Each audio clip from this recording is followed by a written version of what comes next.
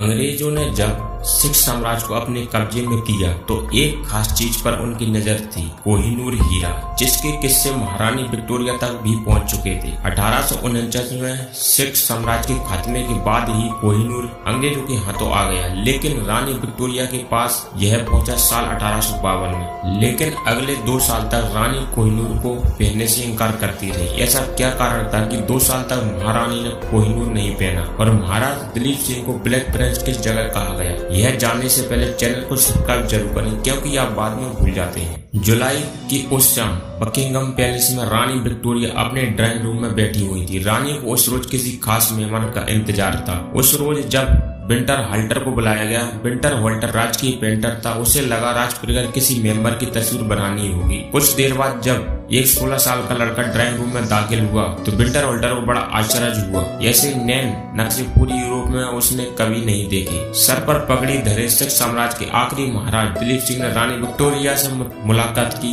Victoria Dilip की एक तस्वीर बनवाना चाहती थी ताकि उसे अपने महल में लगा सके। अगले 2 घंटों के लिए दिलीप सिंह एक ही पोज में खड़े रहे और विंटर हॉल्टर तस्वीर बनाता रहा। ऐसा मौका उसे दोबारा न मिलने वाला था, इसलिए अपनी कल्पना से उसने दिलीप सिंह को एक ऐसा काल्पनिक बैकग्राउंड में भारतीय पोशाक पहने हुए पेंट किया जिसे देख रानी बहुत खुश हुई और दिलीप दोबारा रानी के पास पहुंचे। उन्होंने देखा विक्टोरिया के बगल में एक बक्सा रखा हुआ है। विक्टोरिया ने बक्सा खोला तो अंदर कोहिनूर था। विक्टोरिया को उम्मीद थी कि कोहिनूर को देखकर दिलीप खुश होंगे, लेकिन खुश होने के बजाय दिलीप का चेहरा उतर गया। कोहिनूर अब पहले जैसा नहीं रह गया था, उसे काटा जा चुका था। महाराज दिलीप सिंह ने कोहिनूर उठाया, उसे खिड़की के पास ले गए। उन्होंने देखा। इसके बाद उन्होंने रानी को कोहिनूर भेंट किया और बोले, योर मैजेस्टी, मेरे लिए बहुत सम्मान की बात है कि यह हीरा आपको तोहफे में दे रहा हूँ। दरअसल दिलीप की छोटी उम्र मां के बिछड़ने का गिल्ट विक्टोरिया को हमेशा सालता रहा।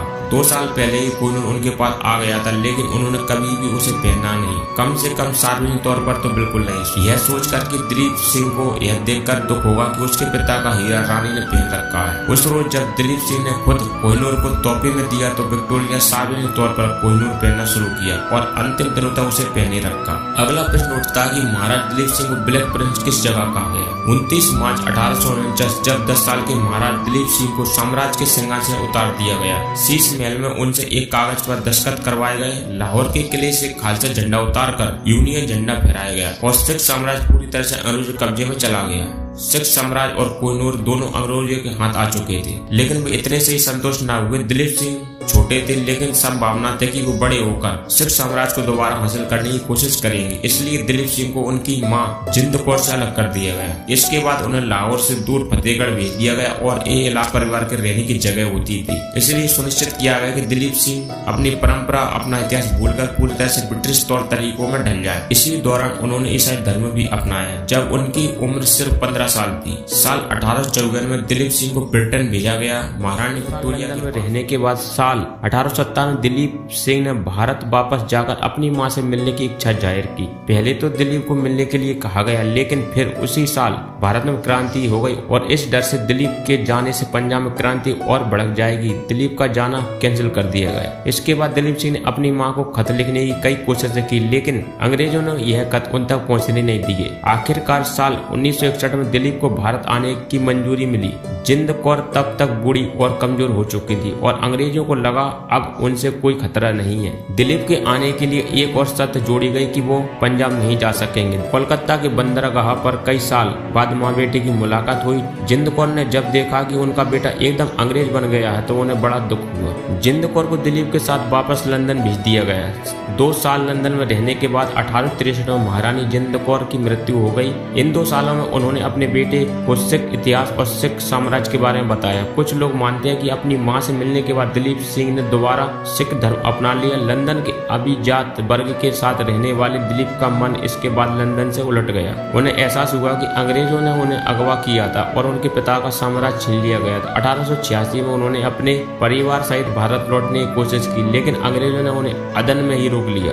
महाराज दिलीप का परिवार इसके बाद लंदन लौट गया, लेकिन दिलीप ने कभी ब्रिटेन की धरती पर कदम न रखने की ठानी और वहां से सीधे पेरिस चले गए। पेरिस से उन्होंने अपने चचेरे भाई ठक्कर सिंह को कांटेक्ट कर कर पांडिचेरी जाने को कहा। दोनों की मुलाकात इससे पहले लंदन में भी हो चुकी थी। ठक्कर सिंह पांडिचेरी पहुंचे। ये इलाका तब ब्रिटिश अधिकार में नहीं आता था और यहाँ फ्रेंच कंपनी का शासन था। दिलीप सिंह ने ठक्कर सिंह को अपनी निर्वासित सरकार का प्रधानमंत्री घोषित कर प्लान बनाया कि वो एक बार फिर से अपना साम्राज्य हासिल करेंगे।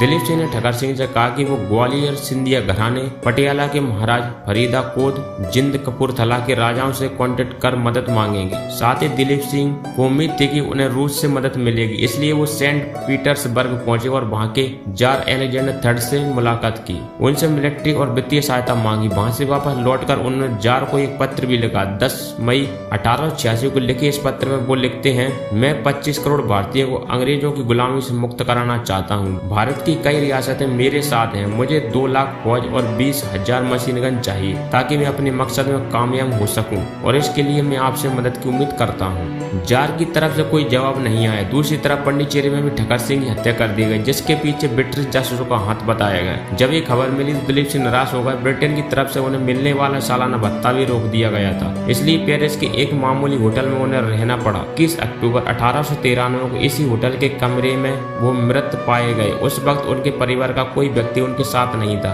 मृत्यु के बाद उन्हें ईसाई रीति रिवाजों के साथ Saint Andrews and Saint Patrick church में लंदन में दफना दिया गया। अगर आपको यह वीडियो पसंद आए तो वीडियो को लाइक, शेयर और चैनल को सब्सक्राइब जरूर करें। धन्यवाद।